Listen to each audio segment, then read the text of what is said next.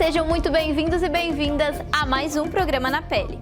Hoje vamos discutir uma das maiores referências identitárias da população preta brasileira. Percorreremos a história de luta do funk no Brasil, mostrando como esse gênero musical é atravessado pelas questões raciais. E para dar aquela aula monstra, eu convido a nossa companheira e jornalista Júlia Fermino com o quadro Tema de hoje. Vai lá, Ju! Uma das principais identidades da diáspora africana, com certeza, é o funk tradicional. Aqui no Brasil, o funk surge lá nos anos 70, logo após ser lançado nos Estados Unidos por músicos como Horace Silver, James Brown e George Clinton. O ritmo é resultado da mistura do jazz com outras batidas musicais africanas, somadas também com as lutas raciais. E aqui também teve muita relação com a força do movimento negro, principalmente nas periferias lá do Rio de Janeiro. Os eventos e festas organizadas, tendo como principal atrativo a batida do funk, começaram a ter tanta força que em 1976 foi fundado o movimento Black Rio. Na época, a censura ficou preocupada com o desenrolar do movimento Black no país e com a disseminação de um movimento semelhante ao dos Panteras Negras.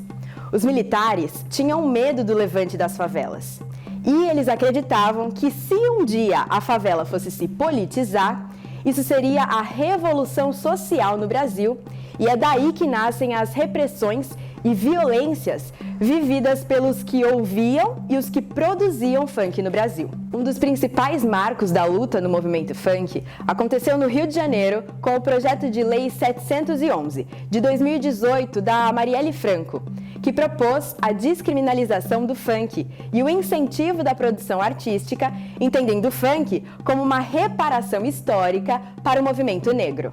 O funk é um dos ritmos mais ouvidos no Brasil.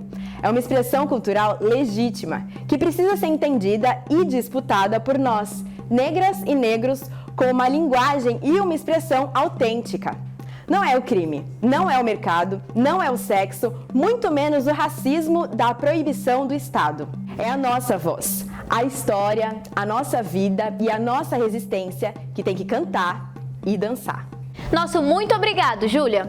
É isso, o funk surge da resistência da negritude, e isso precisa ser discutido com respeito e seriedade. E agora, a nossa repórter Laura Farias vai nos levar para dar aquela volta para o sambalanço com os trabalhadores e trabalhadoras nas ruas do Brasil. Com vocês, o quadro Diz Aí.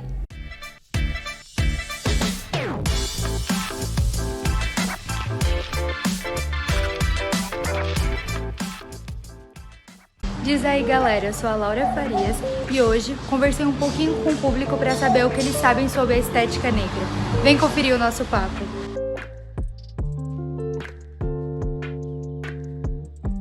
Eu escuto funk, eu escuto porque eu gosto da batida, né, da música. Algumas letras não me agradam, não me apetecem, mas tem um nicho muito grande dentro do funk. Então tem o melody, tem vários tipos, né? Então dá pra gente escutar o que mais nos agrada. Funk carioca eu não ouço. Eu ouço muito funk dos anos 70, soul, disco music e tal. Mas por quê? Porque não tem a ver com a minha formação, com a minha cultura, com o meu gosto musical. Mas eu entendo a validade sociológica, a validade enquanto movimento do funk carioca.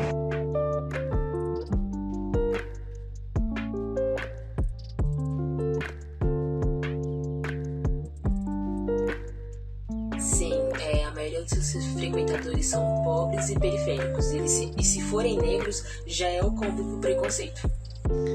Sim, o baile funk é muito descriminalizado, é muito perseguido, e acredito que sim, por ser realmente de periferia, de ser do povo preto, em sua grande maioria, obviamente, tem muito branco. Porque o corpo negro já é uma mira, e junta com a marginalização do funk é um combo perfeito. As festas funk, obviamente, assim como o samba era criminalizado no seu início, o funk também é criminalizado, é perseguido, é buscado. Por quê? Porque é uma festa do povo, uma festa majoritariamente preta. Tudo que é preto sofre racismo.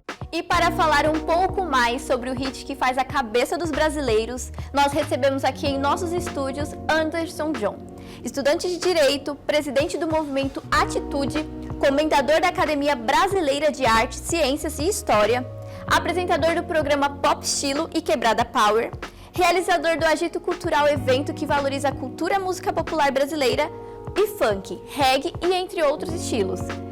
Olá, Anderson, seja muito bem-vindo ao programa Na Pele. É um prazer te receber aqui. Prazer meu, obrigado pelo convite. Acho que é um tema pertinente para o momento que a gente está vivendo. Obrigadão, viu? Anderson, qual poder o funk e as músicas que vêm da origem da população negra podem ter se tiver a devida valorização, tanto pelo Estado quanto pela nossa sociedade? A gente entra num processo que perderia essa criminalização da musicalidade que vem da periferia, né? Tudo que vem da periferia, ele acaba sendo criminalizado, discriminado, e se a gente chama a chegada do Estado é muito importante, porque quando o Estado chega, a segurança pública ela toma uma nova postura. Então, quando o Estado valoriza uma cultura, você entra até na questão comercial, a valorização do mercado financeiro para aquelas pessoas. E é isso que a gente tem visto, né, no empreendedorismo, né, que o jovem tem investido na música. Anderson, e na sua opinião, a tentativa da criminalização do funk, ela é racista? Total. Quando você trata do funk na periferia, é o maior número de mortos, são jovens negros na periferia após bailes funk. Então é uma criminalização, é sim um racismo social, cultural, e que a gente precisa olhar para isso. E isso é muito importante, o tema do programa que você apresenta hoje. Bom, e para contribuir um pouco mais sobre a discussão que envolve um dos ritmos mais ouvidos do Brasil, eu troquei uma ideia com o Samuel Lima, doutorando em Educação, mestre em Cultura, Comunicação e Educação, assistente social, produz o grupo de rap Antiéticos e os Funkeiros, MC Beyblade e MC Robin Hood, através de seu projeto Legalize Bate-Bola.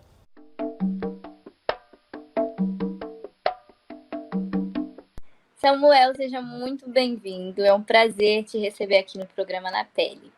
Bom, eu quero começar te perguntando onde a realidade do funk hoje se encontra com a vivida pelo samba e por outras expressões culturais negras. Sim, Kelly. Então, a realidade de um contexto de samba é onde nasce o funk e nunca se separou, né? Então, assim, onde se vive o funk é onde tem vivências também com o samba. Então, assim, são realidades de uma conjuntura de certa população. Ainda que exista, né, a realização dessas duas músicas, né, o samba e o funk, em situações históricas que as diferenciam, mas totalmente os fazem também se encontrarem, né? E no Brasil, quando a gente fala essas duas palavras, né, essas duas músicas, samba e funk, a gente sabe que isso faz parte de uma relação da cultura da população negra do país, né, que se refere que é o Brasil. Então, samba e funk é coisa da população negra do Brasil. Diz pra gente, pra você, qual a importância de se pensar em políticas públicas de acesso a lazer e cultura que reconheça a importância do funk?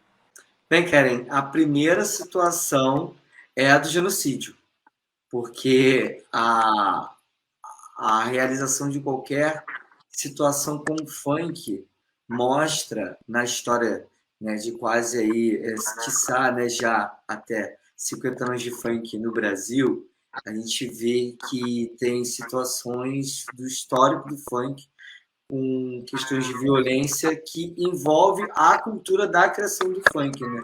E situações também com essa coisa mesmo da vivência dessa população que cria o funk central, que é o racismo estrutural, né? A gente tem aí já leis que colocam ações para promover o funk no combate dessas situações. O funk é essa música já que nasce nesse global, né? Que nasce no teor de identidade, no teor da homocultura, no teor da liberdade, né? Então, tudo isso no funk é o que sintetiza a necessidade do funk ser visto como uma força e não uma coisa que a gente tem que combater ou ter que negligenciar ou ter que tornar por menos ou ter que olhar fazer isso é racismo.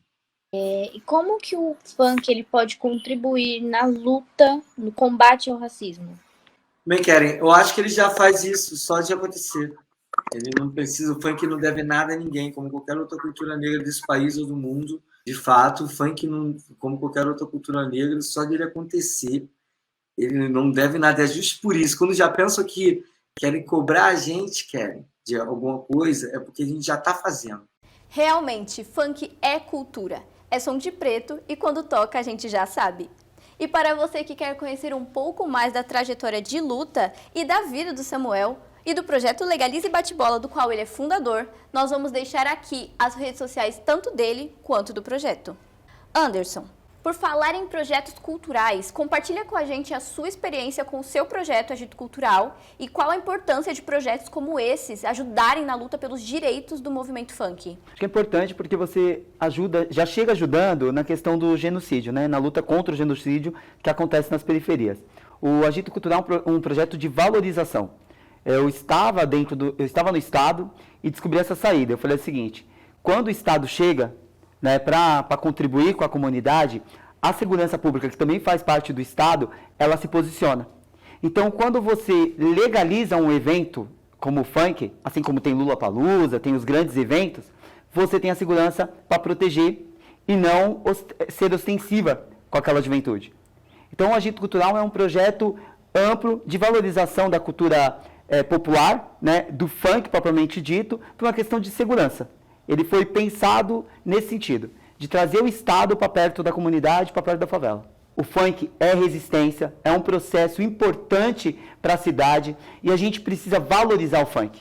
Porque o número de pessoas que o funk traz consigo não é qualquer movimento que traz, né? Então, a gente precisa estar perto e o meu trabalho é esse. Estar perto do funk, ter essa atitude junto com o Quebrada Power, junto com todos os movimentos que a gente carrega junto. Anderson, foi bom demais bater esse papo contigo sobre cultura afro, sobre a afirmação da nossa identidade negra e sobre o papel do funk na vida de milhares de pessoas que se expressam por essa linguagem, esses movimentos e essa festa.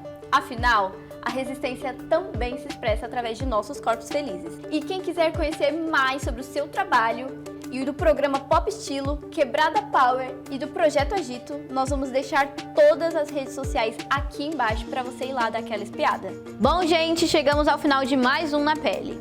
Lembrando que este programa ele é uma realização da Secretaria Nacional de Combate ao Racismo da CUT. E se você quiser rever este programa ou ficar curioso para acompanhar os próximos, é bem fácil.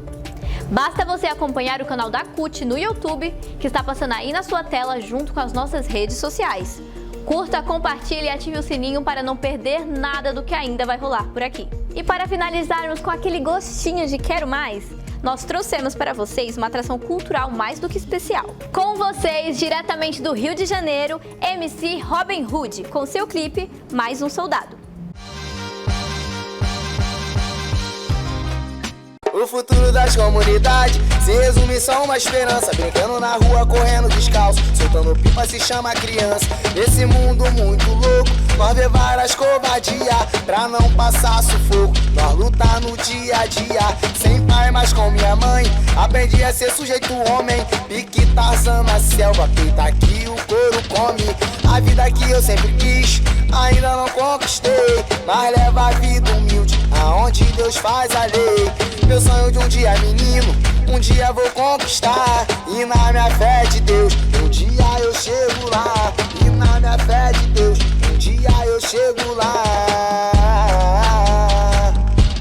Sou mais um soldado sofredor que sofre e apanha pela cor. Mas tem ver nos olhos de um pobre menino, sonho de ser um jogador. Com uma menina sozinha, pequena que tem o sonho de cantar.